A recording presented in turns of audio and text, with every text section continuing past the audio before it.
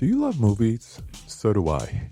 What's up, y'all? It's KB, and I love movies, inviting you to listen to The Conversation, a film podcast where passion meets perspective and opinion. From the old school to the new, I invite a guest on to discuss the movies that thrill us, challenge us, break our hearts, or even blow our minds. There's always new episodes dropping wherever you get your podcasts. So join the conversation. We don't just watch movies. We love talking about them too. The Conversation with KB Loves Movies, a part of Someone's Favorite Productions podcast network. The audio commentary. It's a dying art form, but here at One Track Mind, I, your wonky yet affable host Ryan Luis Rodriguez, analyze film through the prism of these embryonic forms of podcasting, one audio commentary at a time. Masterpieces, crapster pieces, live action, animation, cult classics, films literally no one has ever heard of. No track is too small and no track is too big. Join me and my guests from the entertainment world as we keep these features alive every other Tuesday. Hey, who else is going to discuss Bill and Ted's Bogus Journey one week and Citizen Kane the next? Us. That's who. Sure, you have to put up with my voice, but there's a certain give and take in this industry. That's One Track Mind, part of the Someone's Favorite Productions family, and available wherever you get your podcasts.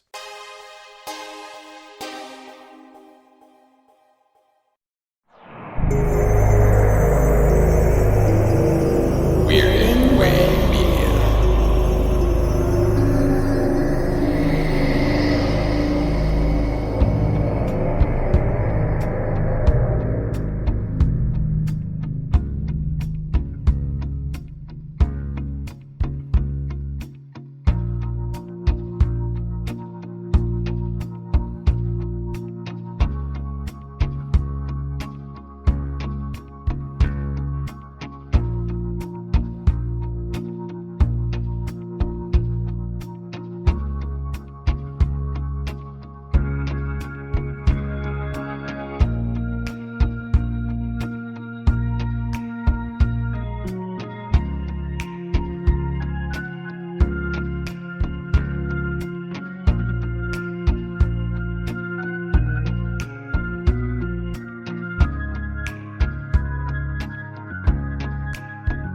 Welcome back to Midnight Viewing, the horror anthology. Wait a minute. Actually, I need to welcome you to a separate but equal Midnight Viewing. This is Midnight Viewing Anthologies Attack, where we discuss anthologies in all the various media and genres. And sharing the Midnight View with me is the director of the award-winning live-action cartoon Space Detective, Mr. Antonio Llapur. Hey there, Father Malone. How are you today? I'm doing wonderful. We just were talking about Batman without recording. That was really dumb, but that's just how... That's how it goes, man. You get excited, you're like, hey. Dedicated to the Bat. And in tonight, our inaugural outing, we've chosen two absolutely certified anthology classics. Starting back in 1992, we're doing two episodes from Batman the Animated Series, Almost Got 'Em and Legends of the Dark Knight. Now, I say that they're from Batman the Animated Series, and they've certainly been folded into the Batman Animated Series. If you were to stream it now, available on Max, everybody, go check it out. Actually, go watch it right now and then come back, because we're going to be spoiling the shit out of these things. These are two. The second episode, the Legends of the Dark Knight, is actually from the new Batman Adventures from 1997, which ran for one season, maybe? Two? I don't know. And has now been reappropriated. Now, we're going to be talking Batman today, Batman the Animated Series. It didn't spring whole cloth from the creators of that animated series. No, we're going to have to go back to 1939. Batman. Oh, wow. Yeah, I'm going to let Antonio take over. I just want to say that Batman was created by Bill Finger. Bill Finger, yeah. Oh, and Bob Kane. He did some of the drawing. This story, and now when I'm going to preface it, if you get a chance, there's a brilliant documentary. You can catch it on, I think it's on Hulu. It's called Batman and Bill, and it's about Bill Finger, and it gives you the whole history of it. But I'm going to give you, the cliff notes, basically. But so Bob Kane was a, up and coming cartoonist, I guess, like everybody in Brooklyn or wherever they Yeah. were from in New York in the late 30s. You know, he was a teenager, just out of high school. And he knew the folks over at National Comics, which was, you know, the original DC Comics, Detective Comics was come out, you know, there. And, you know, Superman had just come out and was huge. And the editor was like, hey, I need a new superhero. And Bob Kane is like, all right, let me see what I can come up with. And he just pretty much saw a drawing of Da Vinci's flying machine. Yeah. And he's, oh, I'm going to make a superhero out of that. And he drew this dude in a red costume, like in a red unitard with black shorts and a black domino mask and blonde hair. And he had on black bat wings. Here's my character. I guess he's going to be Batman, maybe? I don't know. Bill Finger went, oh, I guess this is going to need some backstory. Yeah, And, basically, they're like, and some okay. characters, right? Yeah, I can't remember the guy's name now, but the guy who ran the company, he set him up together with Bill Finger, who was one of the up and coming writers, and Bill Finger was the writer. So Bill Finger's okay. This costume is stupid. Who's gonna fight crime in a red costume like that? And you're gonna be a scary Batman? No. So he made the costume gray and black, and they put together the mask. I don't know who designed the mask though. I mean, We'll just give it to Bob Kane. yeah, I guess. But he had eyeballs though. And, If he were here, he would take credit. well, yeah, obviously. The Batman mask had eyeballs in it, and Bill Finger got rid of the eyeballs. He gave it the color scheme. He even and Kane drew stiff wings. Bill Finger made it a cape. So basically, he revamped and then made the Batman that we know today. Well, yeah, then he came up with everything else, you know, Bruce Wayne, Gotham City, the Batmobile, Robin, all this other shit came up thanks to Bill Finger. Now, Bob Kane did come up with the Joker. No, he didn't. Yes, he did. No, the Joker was Jerry Robinson. It was really a combination of the three of them, if you want to be fair. See, I was just being the normal fan who assumes that Bob Kane created everything because Bob Kane has been crowing about his creations forever. No, it was a combination of more than likely Jerry Robinson and Bill Finger. Jerry Robinson had the card with the Joker face on it. He had drawn that. That's how legend goes. The other legend is they had seen the movie, The Man Who Laughs, you know, it was 10 years old, that movie. It wasn't like right an oldie. It was just a movie that had come out when it was silent. And that was, you know, a German film about a guy named Llapur who was a circus freak who had his face carved into a hideous smile. And if you guys look at this up online, The Man Who Laughs, it's the fucking Joker. Yeah. Like it's that early iteration. Yeah, that. Joker, but the funny thing is, it's the best Joker makeup there ever been. Like it's just this giant mouth with these teeth that's always smiling, and this really, it's always smiling. Even when he's sad, he's stuck in that smile. And none of the movies have ever got that. Maybe the Burton movie, but yeah, they tried. That became surgical. Yeah, we did a short film called Joker Does Shakespeare, man, like 20 years ago. You can find it on YouTube and at our website, swampmediagroup.com. But in it, the Joker performs the Hamlet soliloquy to a dead guy. That's basically it. And I show up as a Batman reference in it. I'm not in a Batman costume. Trust me, you're okay. Oh, okay. I was imagining. And anyways, we tried to do that permanent smile thing, and we used the Halloween mask, and it didn't look great. I'm gonna tell you right now, it doesn't look great. So I don't know how to do it nowadays. Conrad Veidt, they just took two wires and yanked his mouth back, and then tied it to his ears or something crazy. They Lon Chaney'd him. Yeah, they Lon Chaney'd him. But then, anyways, everybody had seen that movie. I think the Joker came out of Bill Finger and Jerry Robinson and maybe Bob Kane. I don't know how involved he was. I feel like he was in the office, Stan Lee, kind of saying, I'm Stan Lee. Hello, I'm doing everything. But really, he's just kind of dictating. Why do we love Stan Lee for doing exactly what Bob Kane was doing? Because Stan Lee was fucking charming. I've met Stan Lee, and he's just, hey, man. I shot an event that he was at a signing, and I got him to say Excelsior. It was great. I'm like, hey, Stan, can I get an Excelsior? He turns around and he goes, Excelsior. And I'm like, wow, that's amazing. And he actually did a ton of writing. He did do a ton of writing, but I mean, come on, Jack Kirby and Steve No, we don't need to get into that debate. Yeah, that's a whole nother one. That's a whole other show. Yeah, we can stick to Bob Kane filching all the glory. Bill Finger is the name that generally, when you think of all the cool stuff that Batman has, Bill Finger came up with it. And there was a whole slew of artists. There was Jerry Robinson, as probably my favorite of the Golden Age. If you see like his most recognized piece is that Detective 38 with Robin's first appearance, and it's got the little Robin jumping through the circus circle or whatever, The ring, the hoop. jumping through the hoop and breaking the thing, and he's smiling. And that's Jerry Robinson. Bob Kane could not draw that well. Detective 27, okay, that's Bob Kane, probably inked by Jerry Robinson. We can't deny Bob Kane's contributions to Batman, but Batman didn't get cool until everybody else got their hands on him. And there was Sheldon Meldoff was another writer. Was another artist. The other writer was Gardner Fox. Gardner Fox is known for creating The Flash and the Justice Society and all that, and those guys.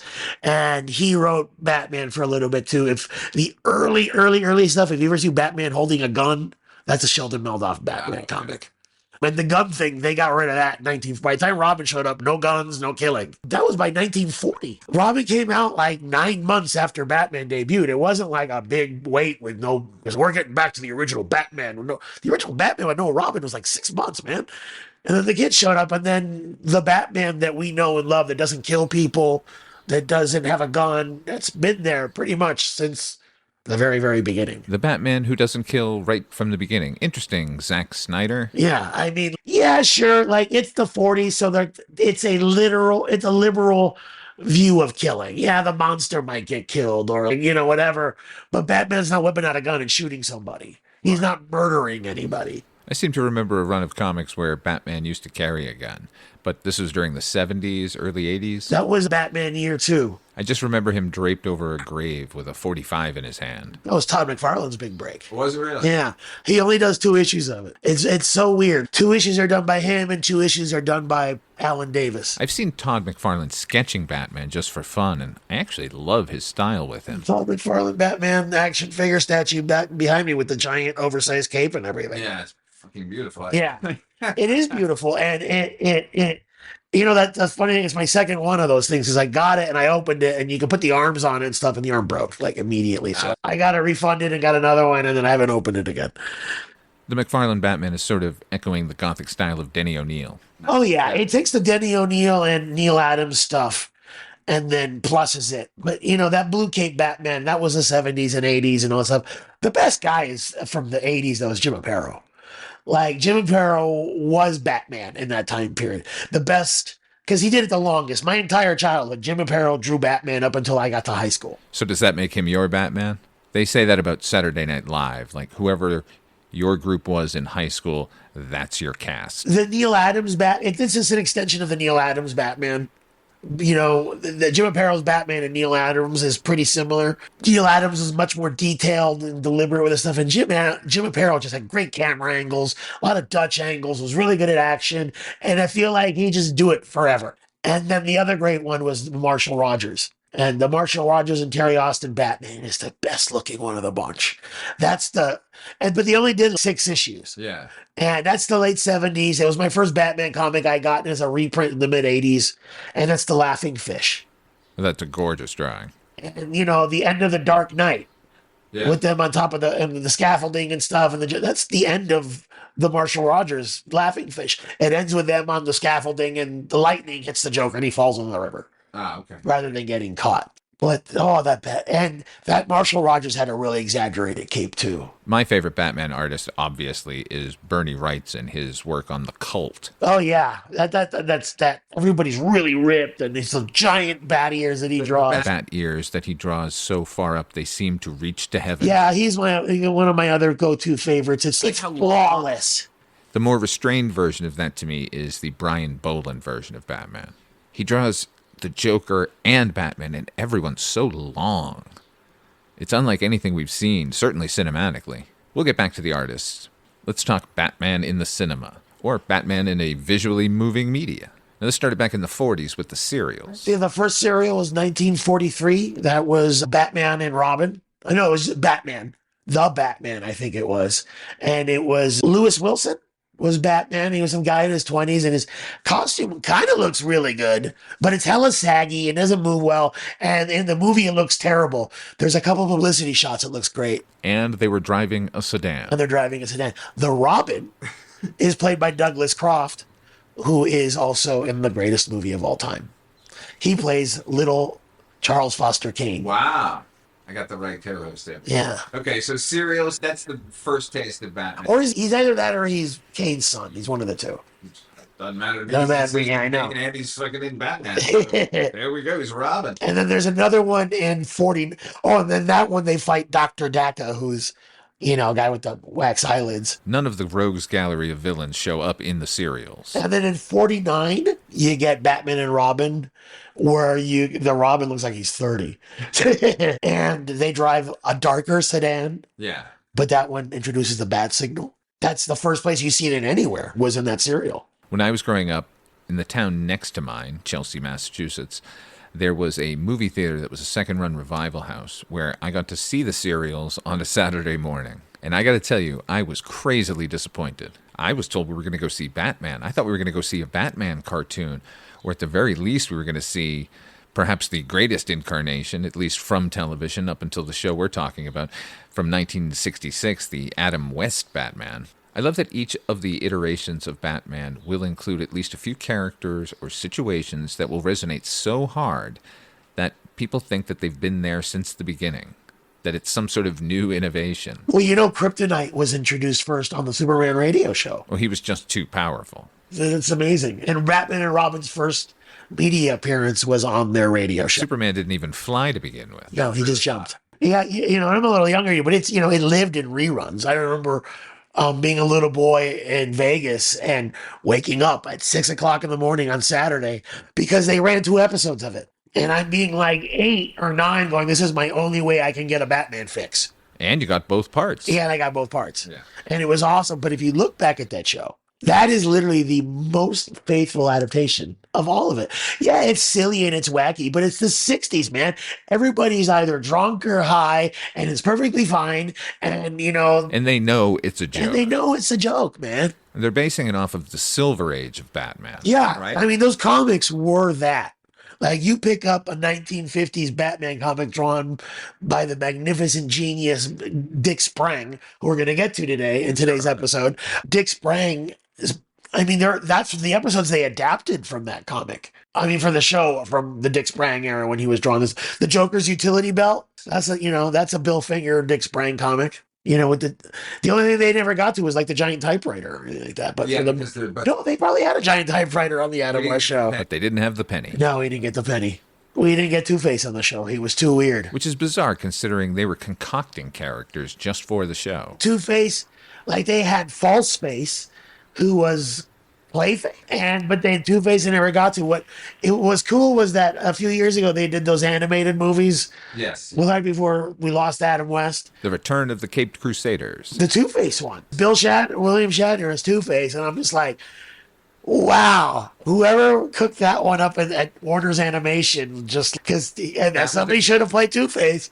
That Adam West movie, I had it on videotape, taped off ABC or whatever, and I just watched it so much as a kid. It's just such a blast. And Adam West and Burt Ward are great, man. Yeah, they're in on the joke and all that stuff, and it's a comedy show, but you're a little kid. That's clearly Batman and Robin. Because I bought into it 100% as a kid. It's only when you become a teenager you realize that Zang and Pow, those are a bit silly, and you start to see all of the seams. And there was a whole culture around what a joke the show was, but they were in on that joke. But you go back and look at the Burton pictures, and I'm talking about the Burton movies, not even the Joel Schumachers that were trying to be Adam West. Yeah. But the Burton movies themselves are pretty silly. I mean, the scripts are ridiculous. Like they don't have, the scripts of those movies don't capture all the nuance, drama, and fun that the comics give you. They just look amazing, and they're really well paced. So they're very entertaining movies, but they're shitty scripts. Before we get to Burton, there's a period between, say, 1968 and the present, where the only Batman we were getting were the Super Friends appearances and in Scooby-Doo movies. You had 2 guys playing Batman, basically. You had Adam West, actually, plays him on the late 70s Filmation Batman, which is probably the first thing I saw, I would assume. And then Adam West plays it on that last season of Super Friends, which is the first place you get Batman's origin, actually. I remember distinctly when he took over the part. And it's a great episode. That's the first place I really got that origin, as a little boy. And I'm like, oh, I get it now. I lost my dad when I was 7. And it was, I was there. And it was very traumatic. You know, it was just a heart attack. It wasn't a mugger, but I got it. And as, you know, an 8 or 9, 10, 11-year-old boy watching that Super Friends, how old I was, I got it. I'm like, oh God, Batman. He gets it. And I was like, I had always loved it. You will find me pictures of 2-year-old me with Mego Batman toys and stuff. But that's where I got it. That's the connection, yeah. But the other Batman was Olan Soule. And he was the guy, hey, great Gotham, Robin. That guy on the Super Friends. Yeah. And yeah, but you know, he played Batman for 15 years almost. He was Batman in the late 60s show. That was pretty much a cartoon version of the Adam West show, I guess. Right. And then on the Super Friends all through the 70s. And then on the Scooby show, that was him too. That episode of Super Friends where you get the origin and they fight the Scarecrow and all that stuff is loosely based on like a 70s comic. I think they swapped Wonder Woman for Batgirl, but it's kind of the same thing. And that was a backdoor pilot for a Batman show that never happened. But It's 66. no, this is Hello and welcome to Tumbleweeds and TV Cowboys. My name is Hunter. In this podcast, I'll be joined by a different guest each week to discuss a classic Western movie or TV show. I've been a fan of classic Westerns for as long as I can remember, and in recent years, they've become very nostalgic for me. I love the aesthetic, the tropes, and I love seeing different filmmakers' takes on them. At their best, they're incredibly entertaining, rewatchable, and some of my all-time favorite movies are Westerns. We'll mostly focus on Western movies made in Hollywood, but we'll also be covering spaghetti Westerns, and one thing I'm very excited to get into are Western TV shows. I've got some amazing guests coming on the show, film professors, historians, and podcasters. And Tumbleweeds and TV Cowboys is part of the Someone's Favorite Productions podcast network, and many guests on the show will be from other shows on the network. Thanks for listening. the 86, 87 Super Friends. Oh, okay. It was a backdoor pilot for a Batman show, a Hanna-Barbera Batman show. So in it, you got Alfred, you got Robin, you got Batman's origin. And, you know, now it just lives on as that meme video. That hey, look out, Bruce, he's coming after you. Oh my God. You know, that one with like the wacky voices of that. It's a pretty big internet meme, but that's about it. And I remember always searching for that episode, hoping a rerun I would catch it. And I think I saw it twice when I was a little kid, but it stuck. Batman sort of comes into his own in popular culture in 1989 with the Batman film, the project that had been gestating forever, since the 70s. But really, since Superman, that's when Mankiewicz writes his script. That's when Michael Uslan gets the rights to it. Yeah, Michael Uslan was like some 20-year-old kid that worked at DC Comics. He started as an intern or something, and he might have written some copy for them or something. And he saw Superman. He's, bro, I love Batman. I wonder if I could get the rights to it. And so he found this old-timey Hollywood producer who was like 75 years old, named Benjamin Melniker. Yeah, that's it. And he put up the little bit of money, and they got the rights for nothing. It's insane. He still has those rights. Still has those rights. Every time you see Batman in anything, you're going to see Michael Uslan's name. I got his book sitting on my table right The here. Boy Who Loved Batman. I saw the documentary. You know, we owe him a debt of gratitude because all this media that we have really exists because some kid was like, dude, I love Batman. I wonder if I can get the rights to it. It's wild. And I've read that Mankiewicz script, and that Mankiewicz script is great.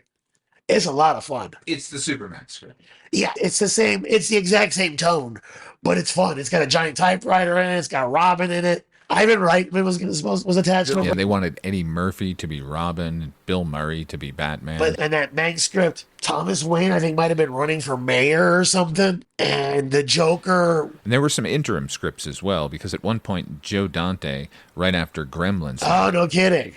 and he said that he read the script and kept going over and over in his mind about how he would shoot it. But the next day he went back to the producers and he said, I can make this movie, but I can make it about the Joker. That's all I'm interested in. And that's not what you need. You want a Batman movie. So he bowed out. That's amazing. I can't believe that. See, that's a weird thing because back then, these guys don't realize that there's a comic shop over on a really good comic shop over on Sunset, you know? They can just go take a taxi down to Golden Apple and spend the afternoon, and there's your movie. Sam Hamm or Warren Scarron, one of those guys, have been making the rounds lately, talking about, you know, the Burton movies. Yeah. And how they're coming up with the shit for Batman Returns, and him and Burton are just coming up with it. That's Daniel Waters. That's Dan Waters. Yeah. But they're just coming up with it and not cracking open a comic book or anything like that. I'm just, are you guys that big of snobs back then? Or? I don't know if it was snobbishness. I happen to think that Batman Returns is my favorite Batman movie. I mean, what we have right now, the current Batman, the Matt Reeves, the Batman, that Batman is the actual comic book Batman I like. And I like that movie, and I want to see more of it. But I love the fairy tale aspect of the Tim Burton film.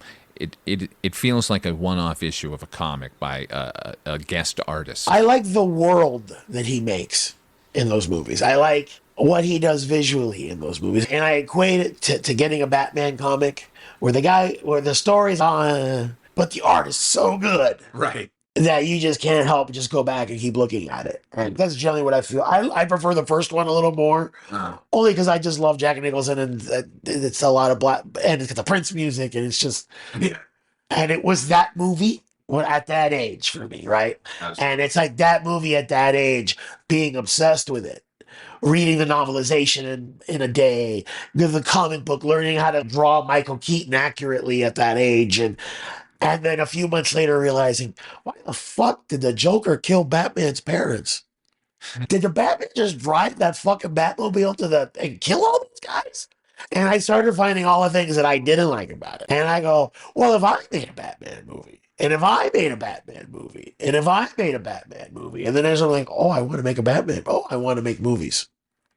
Even though Star Wars is my whole, Sure. And even though that year I saw Goodfellas and I discovered what a director does watching Goodfellas, because I remember not liking Goodfellas the first time I watched it and going, wait a second, I don't think I just didn't understand it. Let me watch that again. But that Batman, though, let me tell you. And when Batman Returns came out, I was all over that too. And it's a beautiful movie, but that summer they announced that there was going to be a cartoon show and that they were going to spend money on this cartoon show. And there was going to be something you had never seen before. And it premiered like on Sunday night at 7:30. They aired that On Leather Wings episode with Man Bat. And I recorded that shit because I had to be at church because, I was a good Catholic kid. And whoa, I'm like, I can't believe it. I go, Michael Keaton is neat and everything, but this is Batman. For fans of the comic, it was the first time we got Batman. And I was obsessed with that comic. I was going through puberty. So I'm obsessed with Catwoman. I'm Jason Todd is dying. I'm the Dark Knight Returns and Arkham Asylum. Oh my God, Arkham Asylum. Oh my God. Still makes me melt my brain when I read it because I just discover new stuff when I go back to it. And of course, the Killing Joke, all's new. What a time to be 12, 13 years old. It's a Bat Renaissance. Yeah. And, to this day, it's because of that. But that show What's funny is at the time, in the mid-'80s, people started taking comic books seriously, and it's mainly due to Watchmen. But I argued that people were still saying this was for kids until Batman blew up. So now all of the media that we had been consuming as comic book readers, which was no longer a kiddie cartoon, it was dealing with very adult issues and themes. Finally, the rest of America accepted it. But then we were dealt a horrible blow with Joel Schumacher. But those don't matter because we're not talking about them right now. We're talking about 1992, Batman, the animated series, which for the first time in any media that Batman has appeared, you can tell the creators are actually fans. This show deserves a lot of credit for keeping Batman in the zeitgeist. It deserves a lot of credit for keeping a generation of kids younger than me interested in the characters and stuff because of those Joel Schumacher movies were so off-putting, and, you can make the argument that, I'm just being a fuddy-duddy and this and that, or I'm being, some kind of phobic or the other or whatever, because, like Batman Forever takes a father-son relationship and these two guys who are the same age living together. Okay, there's nothing wrong with that, but it makes the relationship that I grew up with weird. Yeah, it makes it weird to me when he's like, you don't hang out in a lot of biker bars, do you? I'm like, what kind of line is that for Robin to give Batman? And then the next one is awful too, and it's too bad because Val Kilmer would have been great in a decent Batman movie, and George Clooney would have even been better. 100%. Because there's a couple scenes in that awful second one where he's there.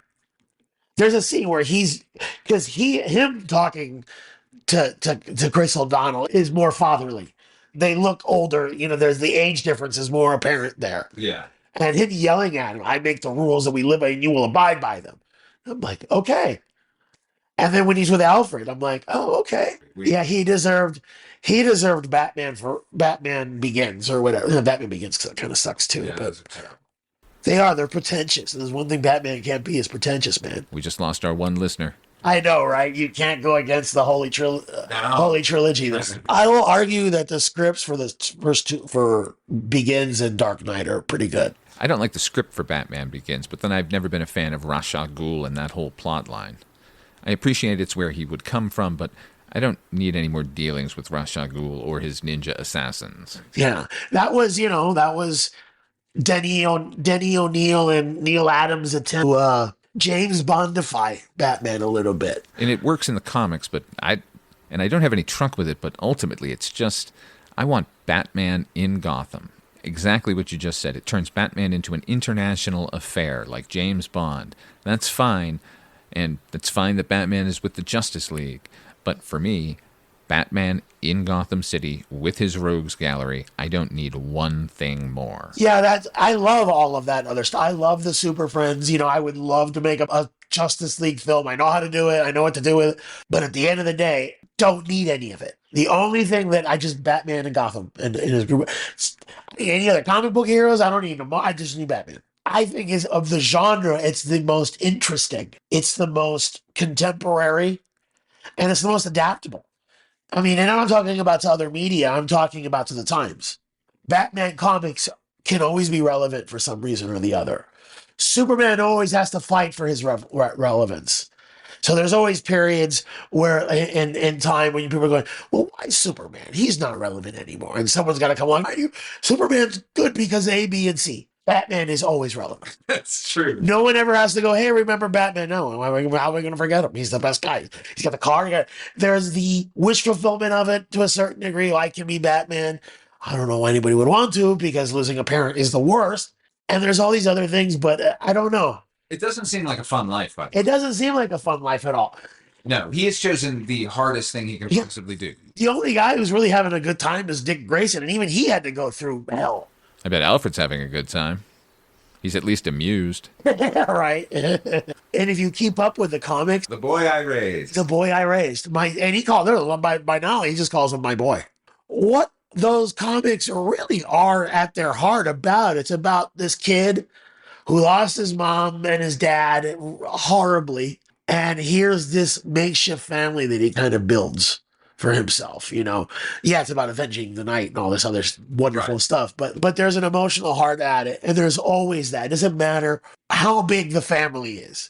Like in some iterations, just him and Alfred. In other iterations, it's Batmite, or Batman and Robin, or Batman, Catwoman and Alfred, or now Batman, Nightwing, Red Hood, Red Robin, Barbara, Stephanie. What's the dog's name? Ace. His dog is Ace, and Damien's dog is Titus. Damian Wayne is a whole other facet. Okay, we could talk this universe forever, but we have to talk about Mr. Bruce Timm. So yeah, And Bruce Paul Timm Dini. and Paul Dini. The actual architect. I guess the showrunners was what they would be now. Yeah, Bruce Timm is technically the showrunner, Paul Dini story editor. Dan Reba, Glenn Murakami, I think. Yeah, it's a lot. A group of exceedingly talented people given the chance of a lifetime to make the ultimate Batman television series, and they fucking did it. Not only as far as story goes, they finally got plots correct, they got the characters correct, and they made it gorgeous. Hand-drawn animation is a lost art, and it was pitiful on television. The best stuff you had to get from Japan. Transformers and G.I. Joe actually looked pretty good, but they were made by anime studios. And they were made by the cheapest anime studios available. I mean, the animation's not even great on them, but forget it. And like He-Man, the animation on He-Man is awful. And it's too bad because it's from Filmation, and Filmation did a lot of good stuff in the 70s. But by He-Man, they're just phoning it in, man. It's like they have 3 or 4 rotoscope animation cycles for every character, and then that's what they go with. All the mighty houses have fallen by 1992, but thank God Warner Brothers. I remember driving... I lived in Los Angeles at the time, and I remember seeing the Batman the Animated Series billboard go up, which at the time was just the red silhouette of the bat, of his cowl. There's no verbiage on it. All I could think, well, fucking something special's on the way. Yeah, I remember that a lot. Did that explosion happen? I mean, a lot of it because of Spielberg, right? Because he influxed a lot of cash into Warner Brothers Animation to do Tiny Toons and Animaniacs and that stuff. And a lot of the Batman staff came out of Tiny Toons. Paul Dini, for example, came out of Tiny Toons. So all of these guys come together, and the character models are kind of my favorite of all time. Bruce Timm style. If you look at all of those character models. Yeah, he did all the character models, and the show evolved even with his own style a little bit. And it's all they started with. Who was the designers on the show? He was a designer. Comic book artist Kevin Nolan. He was an early designer too. There's a couple other dudes, but Bruce Timm was the main guy. Bruce Timm, I will say here, draws ladies better than any other animator. Every comic book artist has a problem when they're drawing women. It's either they draw a perfect body and a terrible face, or a perfect face and a terrible body. Bruce Timm can do both. Who's that fine artist out now that does like all those, a lot of prints, like very 60s kind of stuff? Shag? Yeah, Shag. And the first time I saw Shag, I'm like, man, that motherfucker's biting Tim Burton. Bruce Timm. That motherfucker Shag is biting Bruce Timm, because it's that kind of Bruce Timm. What I think he gets is he gets just the basic geometry too. Like, you know who every character is without any color at all. But you mentioned the ladies. He gets the shape, the triangle, the oval. He gets it, and I think his style translates so well to animation. People that and the uninformed would call it cartoony. But no, it's efficient. It's like Super Friends. They try to get away with kind of more realistic looking, not realistic, but more anatomically full, I guess. Closer to realism Yeah. than not. Closer to realism, closer to the comic book than not. But to animate that, it's hard, man. So you get a lot of stiff people with just the mouths moving. But with the Bruce Timm style, I mean, they're able to be more fluid, I think, because it's their basic shapes on the animation. It's really revolutionary. Everybody's like, that's not going to work. It looks like a Disney cartoon. And I think his argument is like, well, yeah, there's a reason why those work. And not only the character models, but the animation itself, and the color palette, and the amount of shading and shadow that goes into this. It's very, the noir influence is undeniable. The influence from the Fleischer Supermans, that was when they started. They said, we want to do the Fleischer Batman, basically. They want to do something that was as handsome as those Fleischer Supermans. And those Fleischer Supermans are. Oh, they're gorgeous. The most beautiful, and all rotoscope too, by the way, but very painstakingly, very expensive too. The best cheat on the Batman the Animated Show is that all the backgrounds are black paper. It gives it life though. And I was rewatching it, they've remastered it now, it's high def and stuff, and you can really see the detail on it, and it's magnificent. You can, at this point, you can almost see the grain in the paper. It's gorgeous. It just I want to say there's never been anything like it, but these guys kept chugging on even after the series ended. The subsequent shows, and you even see it when this switches to Superman, but even the New Adventures season 3 of this show, a little lot lighter, no black paper, for example. Right. They've discovered Photoshop to color them now. And then by the time in Justice League, they're, CG animating the big things and all that stuff. And it's not their fault. It's just the budget. People castigate Hanna-Barbera for their cheap style, but I counter that they were the ones keeping animation alive. So pick your goddamn battles. TV animation, because they did the Flintstones. Yeah, the Flintstones is cheaply animated, but it was popular and it was on TV for 1,000 years. And, and Yogi Bear is really cheaply animated. It's all about the writing. Speaking of writing, we're talking about Paul Dini, because very far into the first season has, 60 episodes? So if you haven't seen the show, available on Max right now, you better get going. There's 109 total of the original show plus the other stuff. This is episode 35, written by Paul Dini, directed by Dan Ariba, and starring Kevin Conroy as Batman, Mark Hamill as the Joker, Richard Mall as Harvey Two-Face, Arlene Sorkin as Harleen Quinzel. A word about Harleen Quinzel, and what I was saying earlier about how each popular iteration of whatever media Batman happens to appear in at the time tends to echo. Everyone loves Harley Quinn. She's been around forever, right? No. 1992, Harleen Quinzel, Arkham psychiatrist who becomes the Joker's paramour and eventual lover of Poison Ivy, begins here from the pen of Paul Dini. Her first debut. If you go back and watch some of the old Adam West shows, there are proto Harleys on there. Cesar Romero always had a girlfriend and stuff, and there was a couple, bimbo ones. But I can't believe this was like a one-off character. And Paul Dini, I think it was, or Bruce, one of them was friends with Arlene Sorkin, and she was a soap opera actress. And she had done an episode in a Harley Quinn costume with kind of that voice. And now it's like she's always been there. Yeah, and she's magnificent.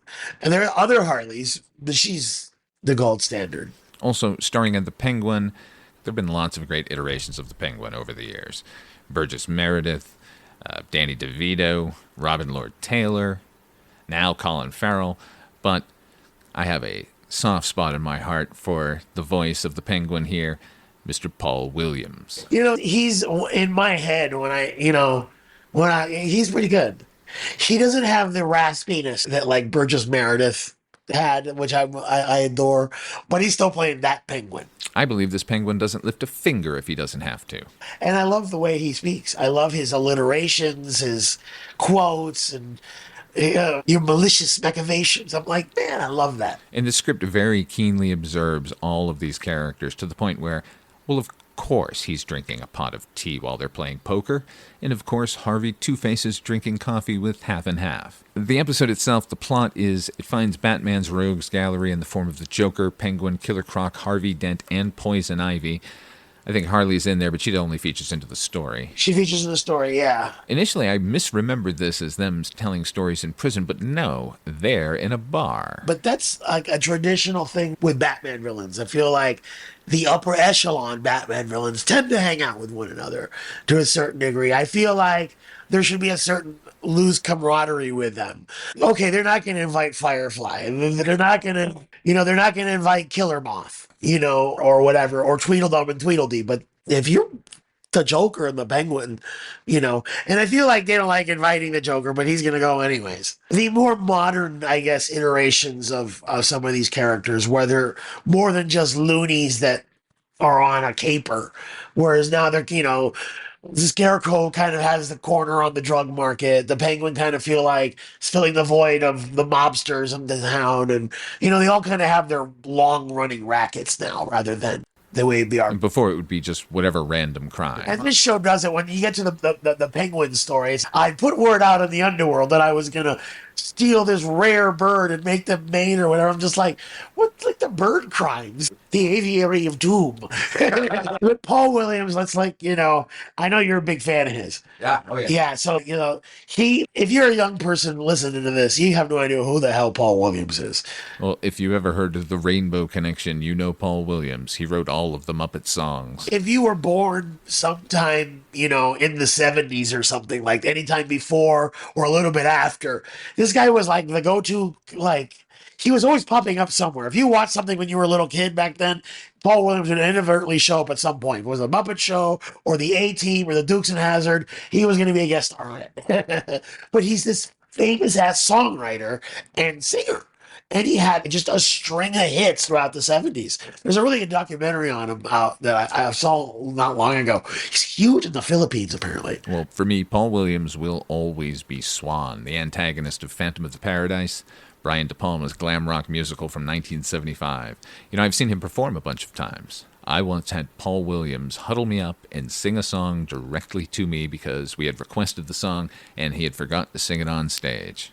He just huddled me up and said, "Here, I'll do it for you." And if you see him visually, he looks like the comic book Penguin. He's a little short guy, a little chubby, and you put him in a tuxedo and a big rubber nose, man, he could have just knocked it out of the park. If this had just been Batman the series, not animated, he could have stepped into the role easily. So these guys all get together to play poker, have some cocktails or whatever they're going to do. Joker's obviously going to cheat at cards. The first shot of you see him, he's got all the cards fanned out in his hands at the same time. Now, Killer Croc begins telling a story about Batman. It's important that Killer Croc is the one doing it. Who's the actor is?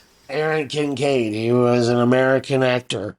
Looks like he did a lot of beach party bingo movies in the 60s. He was actually pretty good, too. I really like the tenor of his voice when he talks like Let me tell you a story. I almost had Batman. I threw a rock at him. This version of Killer Croc is great. I hate to default to the character designs here being so fucking spectacular, but this is simply the best Killer Croc of all time. And he's not even green. No, he's gray and weird looking. He's a fucking creature. Now, the character Waylon Jones is from the South. He's a black guy now. I think they write him as a black dude now. But back then he was just, stuff, comic book characters always evolve and stuff, especially if, they're B-listers. And I liked him in that terrible Suicide Squad movie. I liked the performance to a certain degree. And he looked cool. But this is the best Killer Croc there's ever been. And he's stupid, but he's kind of lovable. In the season 3, they green him up in it. But he's got a great episode with Baby Doll, and they have a coupling, and it's really well done. It's a cool character, and I love the way he plays out in this, and how the other villains are very dismissive of him. And by the end of the episode, you realize, oh man, of course he's going to use Killer Croc. Killer Croc is telling a story about he almost got Batman. He almost killed Batman, which prompts a roundtable discussion from the rogues gallery of villains about their favorite or most important time, the one time where they almost killed Batman, but he got away. It's almost like they almost got him. And starting our tales is the lovely Poison Ivy, who tells a tale about how she rigged an entire pumpkin patch at Halloween time with poison gas. In the original script, evidently, this was supposed to take place at Christmas time, and she was supposed to explode a Christmas tree, killing everyone in the vicinity. Standards and practices said, nope, can't do that. I have a handy-dandy Batman the Animated Series Bible book. The overview of the series by Paul Dini and famed graphic designer Chip Kidd, which is really neat. And there's a drawing in there there's right here, the standard of practices. And it's all the stuff that they couldn't do. For our listeners, let me describe it. It is Batman and the Joker tussling. They've broken through and are falling out a window. The Joker has a .45 caliber pistol in his hand and has shot a hole through Batman. There's a kid sitting on Batman, so that kid is in danger. There's a hypodermic needle in the bottom of the frame falling out. There's also a bottle of booze. And to top it off, Catwoman is on the bottom, flying out the window as well, and she's completely naked. I really want to see this episode. So, their standards and practices, you read the book, it's just, they were on them like white on rice, man. They just would not let them. So they had, of course, get creative, and they snuck some stuff in there. Something I always thought was super interesting is, so my family's Latino, we're super Catholic, right? I grew up, went to Catholic school my whole life, and, I'm a real, lapsed, I guess, I'm growing up. But anyways, what struck me about this show, this was the first place I had ever seen an actual priest on a show. There was an episode about a gangster trying to go straight, and his brother was a priest. And, the very 1950s movie kind of episode that, what other show are you going to get? A superhero show? Going to get a little treatise on this. But the guy's brother was a priest, not a parson, not a reverend, not every other show always had these generic. So I feel like they kind of tried a little harder with this show. They tried not to make a kid show. They just tried to make a show that everybody would watch. They made a show that they wanted to watch. They also get the regular citizens of Gotham right in the form of Commissioner Gordon, Renee Montoya, and particularly Harvey Bullock. These are all mainstay characters. They're all major Batman, and they were just background characters at that point in the comic books. I think Renee Montoya actually came from this show. Right. And now she's one of the main supporting cast in the comics.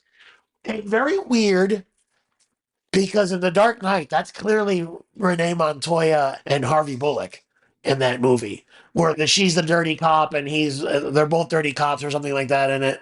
In the Dark Knight, but their names are different. And I'm just like, why the fuck would you change their name? Clearly, John Nolan and Goyer write some comic books, and this is what they came up with. That's why I like the script of that. I'm like, I see there's a Batman movie in there, but it gets all... Anyways.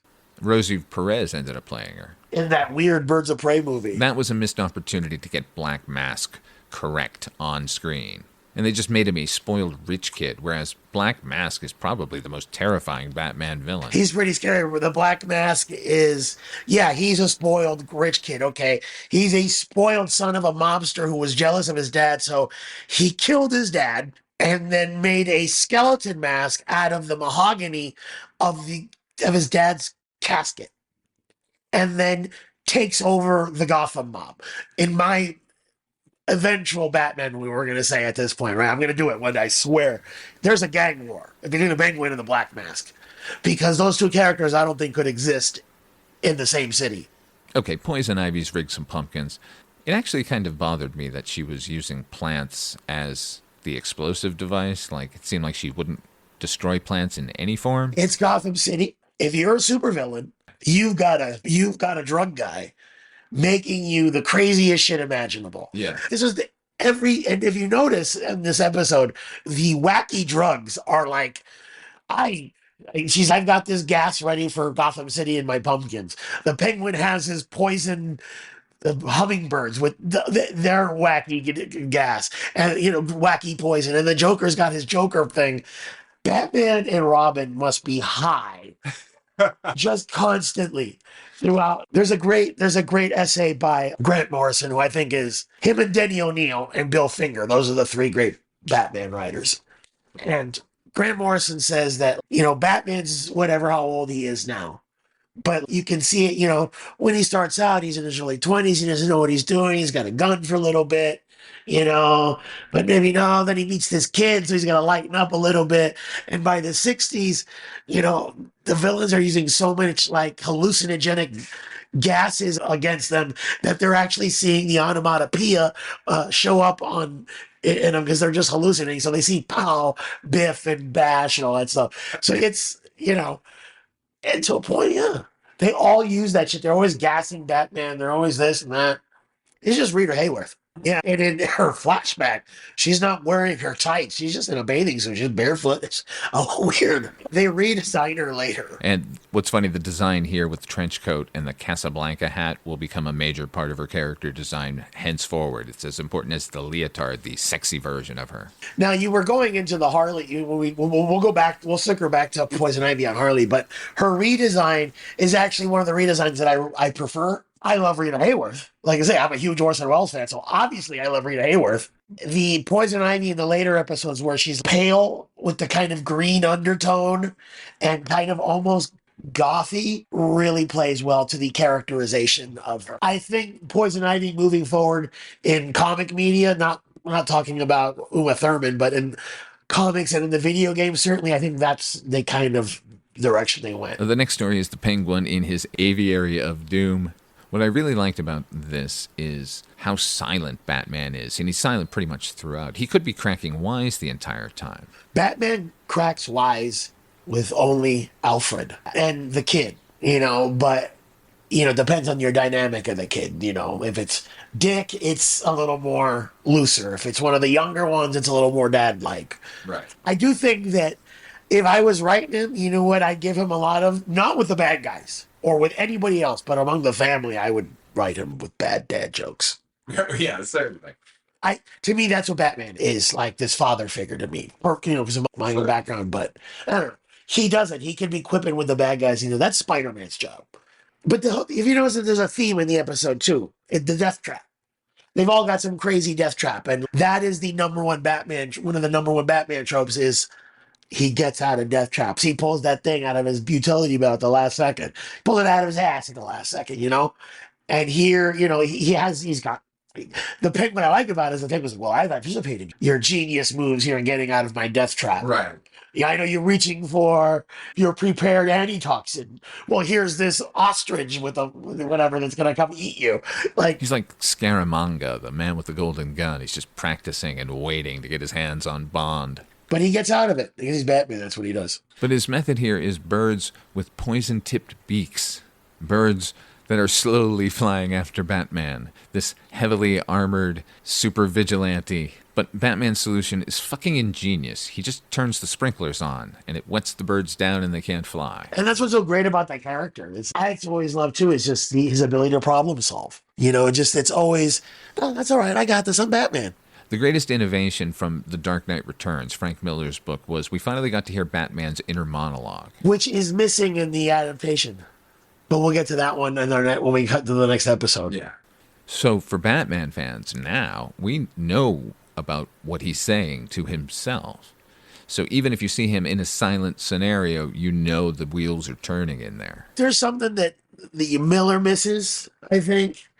And I love the Miller. My favorite Batman stories, that's when my first ones were Year One and Dark Knight Returns. And then Grant Morrison's Arkham Asylum was what I like. And of course, Killing Joke. But Miller's interior monologue is really good, but it's very hard boiled. In Year One, when he's writing the younger Bruce Wayne, I like the vulnerability of him trying to figure it out. And he's just, no, I'm not a killer. But the one thing I have to say about the Penguin, it is the most atypical, it is the most typical Penguin story imaginable. Yeah. When you think about the Penguin, this is clearly it.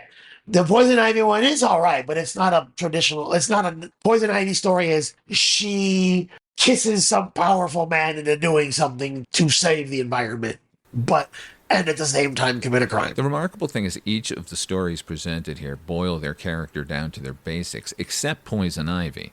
And maybe this is because it was in a pumpkin patch that it's jogging this sort of connection, but that story should have been Scarecrow.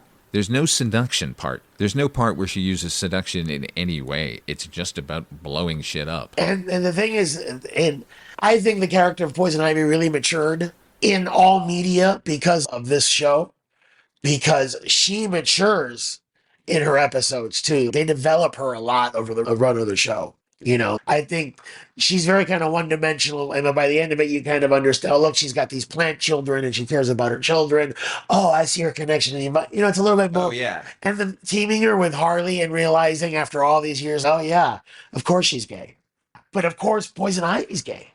That was something, like, she's so hypersexual, and in her powers and all that stuff, of course she doesn't love these guys. Yeah. And when they got together, it was this, of course. But it started as this weird sex fantasy. Right. Not a weird sex fantasy, because it's a sex fantasy that I would have written into it at 20-something years old too. But it's just, hey, let's get these two guys and these two girls in their underwear together. I like that her eventual acceptance of her homosexuality echoes backwards, because in this one there's tension between her and Two-Face because they used to date. I wonder why it didn't work out. There was an episode, it was one of her first episodes. She was dating Harvey Dent before he became Two-Face, and she was manipulating him.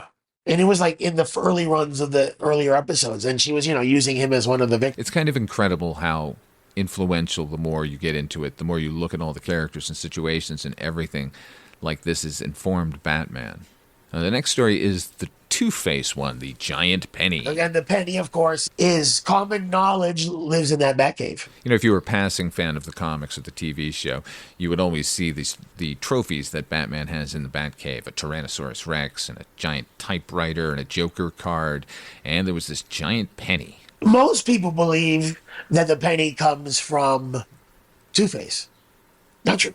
The penny originated in a 1947 issue, I think, called The Penny Plunderer. And that was a prop in that story, and Batman kept it. I think it works so much better. It does work better. And another death trap.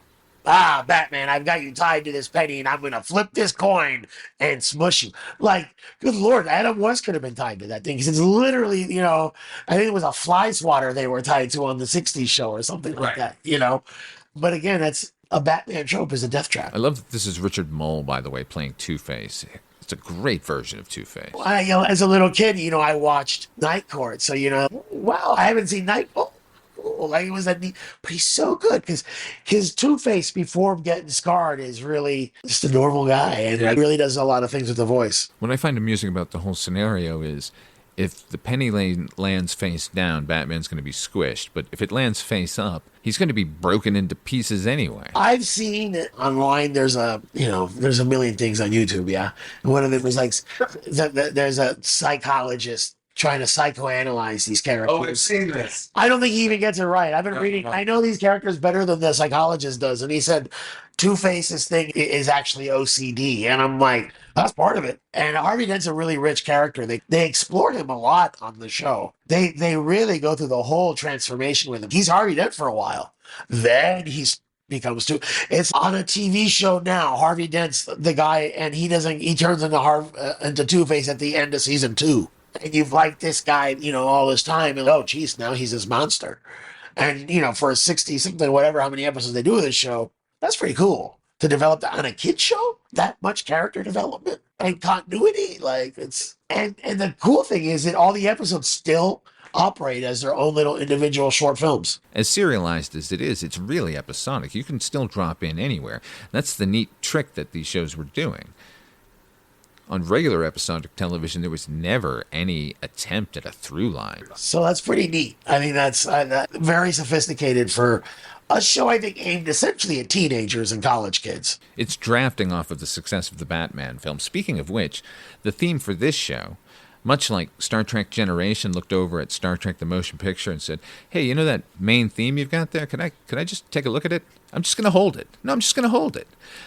Here on Batman the Animated Series, they appropriated Danny Elfman's score. Which, you know, of course, it's brilliant. How can you not love it? What Shirley Walker ends up doing, though, is pretty magnificent because she doesn't ape his score at all.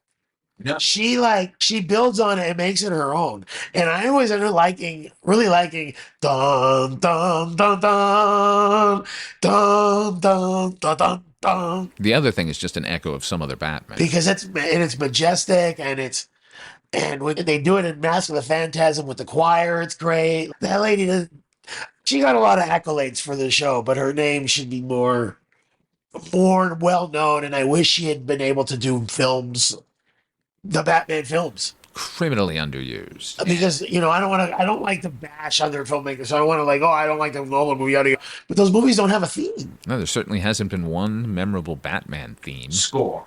In Batman and Nolan's defense, since the Burton Batman, there hasn't been a memorable superhero score either. Well, Star Spangled Man for Captain America is pretty catchy.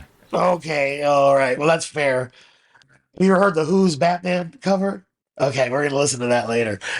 Yeah, they do. They have a cover of the 60s song that they dropped in the 60s. Batman's everywhere, man. That was what's cool about, I think on our last podcast I was on, I said that movies aren't cool. Yeah. But 1989, Batman was very cool. Prince was very cool. Prince had a whole fucking album of it. And it's terrible and it's ridiculous and it's brilliant. I love that album separately from the film, although I do like hearing it in some of the backgrounds of the scenes. In the opening, they're playing The Future, which you only hear briefly, but that's a fucking great song. I've seen the future and it will be. Oh, yeah, I've seen the future and it will be. I love that whole album. It gets shit on a lot, but he was right. I could have convinced my friend Todd Rowling-Cotter, and I think we were starting high school or the 8th grade or something. There was a talent show, and I'm like, hey, let's dress up like the Joker and Batman and act out the Batman song. And he's like, dude, I want to get laid at some point in my life.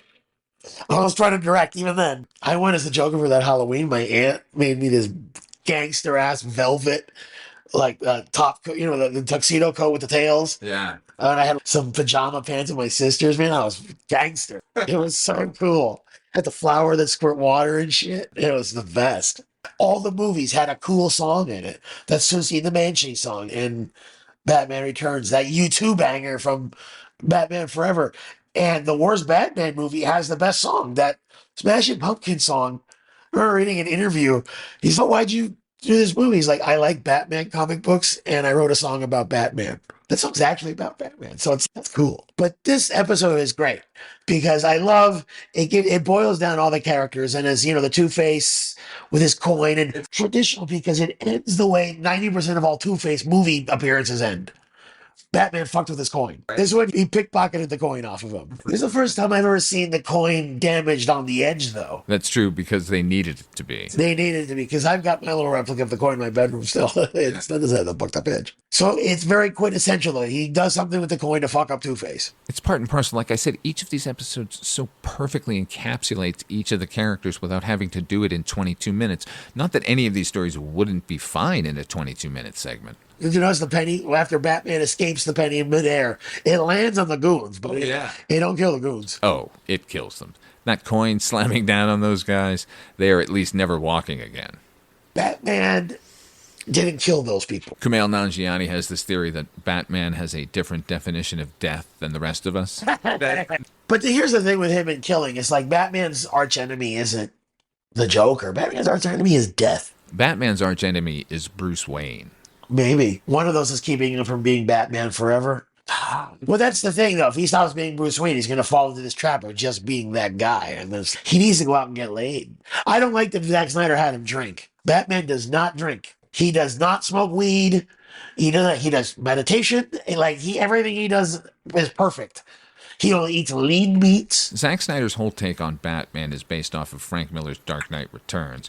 But in that story, Bruce Wayne has been retired for years and years, and that's why he's drinking. His Bruce Wayne copes with his parents. I've seen the quote is like, his Bruce Wayne copes with his parents' death, banging women and drinking. And I'm like, no, he copes with his parents' death by being Batman. He doesn't do Batman halfway. The thing is, I like Ben Affleck's another actor I think that would have been fine in a better movie because he's actually pretty good in the movie.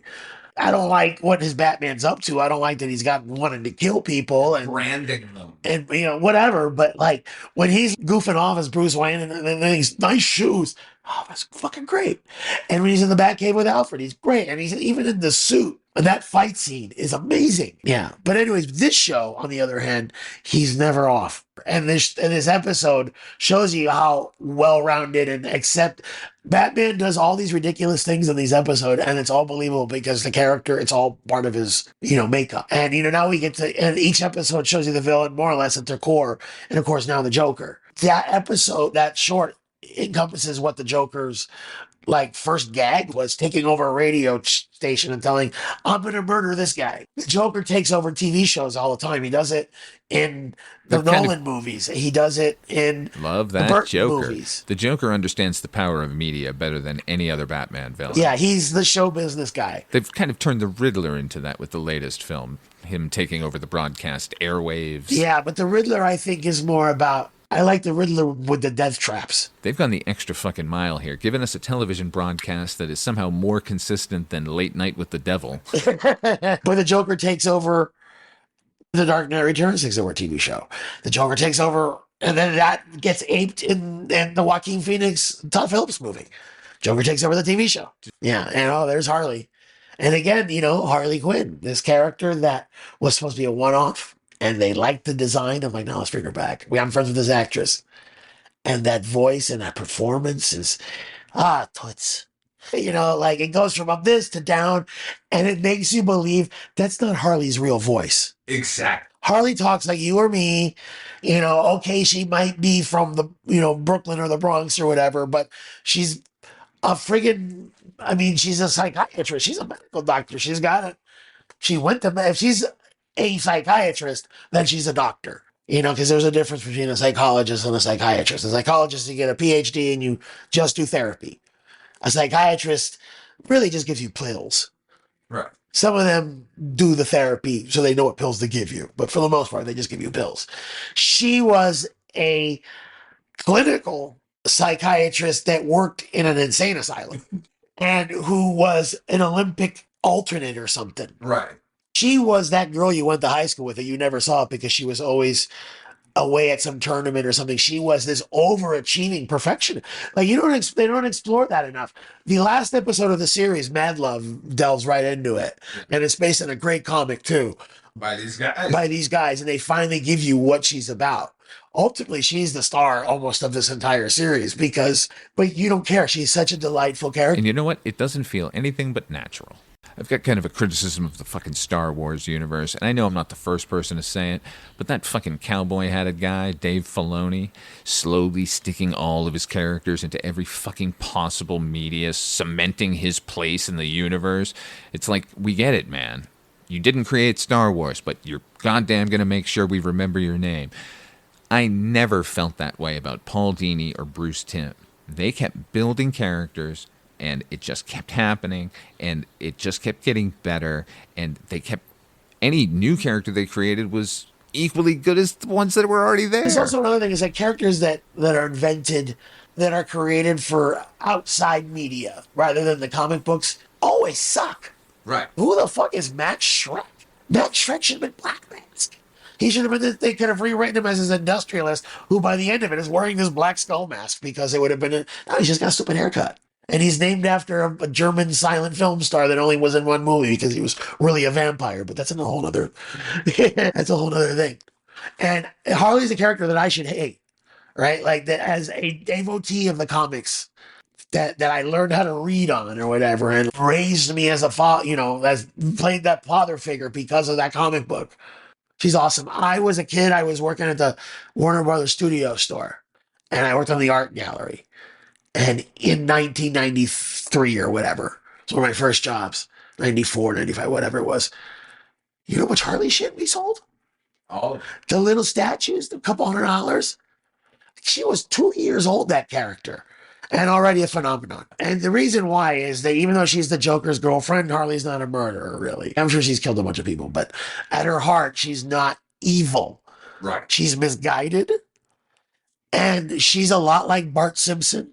Let's be real. She'll feed you to hyenas. Bart Simpson might the 10-year-old equivalent of. Right. Because they're pure id. They're just pure id. Impulse. Harley's going to do it for you. Speaking of perfect casting, the final segment belongs to the Joker, and you can't get much more perfect casting than this. Mark Hamill. Mark Hamill's a genius, man. I think he's one of the finest character actors out that, and I think we were robbed of a really delicious movie career from him because, Milos Forman didn't want to cast Luke Skywalker and Amadeus, or everybody just saw Luke Skywalker and didn't want to give him a shot after Star Wars. And I'm like, you watch Star Wars, he's really good at that. Like, he's a spoiled brat in the first one, and by the last one, he's the most unbelievable badass in the galaxy, and you buy him defeating going up the Emperor, and this little tiny guy who's no bigger than Michael J. Fox doing all of this. Because he's a good actor, and you buy that shit. And all we get is Corvette Summer. I mean, come on. I was excited. Remember Slipstream? Luke Skywalker in a different space outfit with funky blonde hair? Tim Curry's Joker just didn't cut the mustard for these guys. And then they read, Mark Hamill went in just because he wanted to be a part of it. And he read a character in Heart of Ice. He reads Daggett or whatever. Is it Daggett on this show? Yeah. He reads the antagonist that causes Victor Freeze to become Mr. Freeze. I've heard the Tim Curry. It's not bad. I would have liked to have seen a live action Tim Curry. He would have been dynamic, man. He would have been amazing. He would have gotten the fact that the Joker's a showman and he would give you a song and dance and you never know what he's going to do next. And had he continued in the part, we were going to get a lot of singing episodes. Yeah, we were going to get a lot of singing Jokers. Much love to Tim Curry. I mean, we all love Tim Curry. But you listen to Mark Hamill, and what Mark Hamill does defines what the Joker sounds like, I think. Everybody kind of does an impression of him. Even Heath Ledger, to a certain degree, kind of gets into that little neighborhood, that kind of low, gravelly neighborhood that Mark Hamill sometimes visited. And he voices him like a Looney Tunes character almost other times. Like, he does, every word is a meal to this guy. And like, he's an actor's dream almost. Like, you can just cut loose with it. And the chemistry that he develops with Kevin Conroy over the years is magnificent. They were so good together. Perfect. Yeah.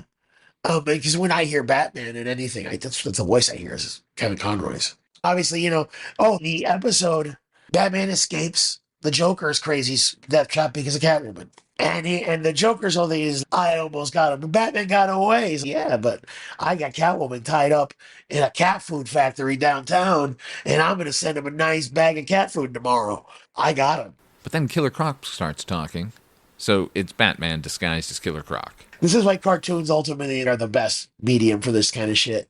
There's that reveal. So that's the shot. It's a profile or a 3/4 profile on Killer Croc with the swinging overhead lamp swinging off, and in the shadow it becomes Batman. It swings back, it's Killer Croc, and in the shadow it's Batman again. It's painstaking. It cost money, but they fucking did it because it was absolutely appropriate. It's just spectacular, man. And it turns out, rips off his mask, and Batman's there, and everybody in the bar is a cop. My favorite part of this whole thing is that Batman gets his most hated villains to give him information by asking them each to tell a story in which Batman is the hero.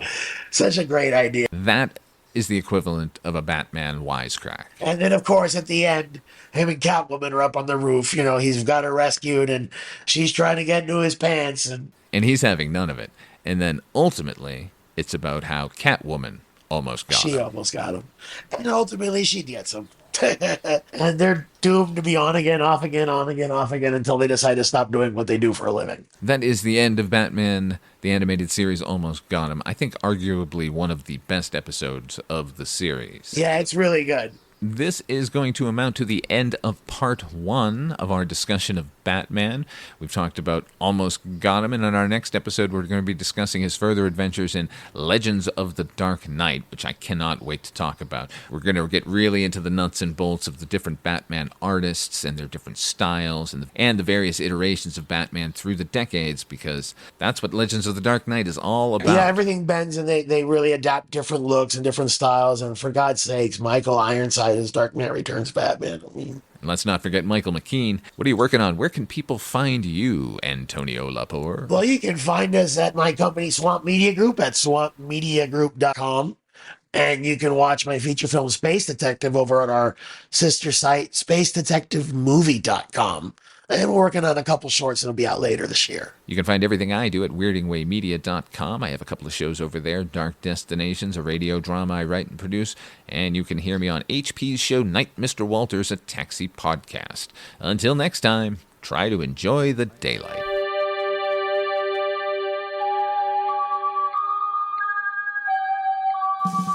Midnight Viewing, the horror anthology podcast, is a proud member of Weirding Way Media. Our theme song was composed by HP with an assist from Donald Rubenstein and Erica Lindsay. If you want to hear these episodes early and commercial-free, become a patron over at patreon.com/Father Malone. Not only are the episodes up early, but we have extended interviews and bonus podcasts where we spotlight the best episodes of horror anthologies from every series. But if you just like the show and want to help, please share it with your friends and give us a rating on your favorite podcatcher. Together we'll keep journeying through the places that are just as real, but not as brightly lit.